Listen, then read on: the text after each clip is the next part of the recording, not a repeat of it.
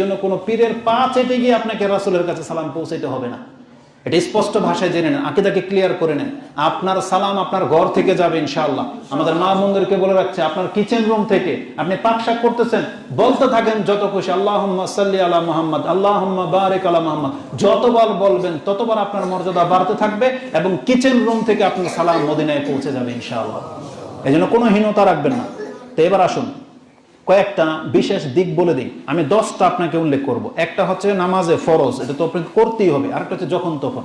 তাহলে আপনার যখন ইচ্ছা তখনই রাসূলের প্রতি সালাত সালাম পাঠ করবেন, 1 নাম্বার।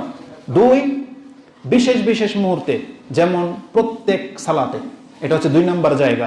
3, জানাজার সালাতে, জানাজার সালাতে রাসূলের উপরে সালাত পাঠ না করলে কবুল হবে?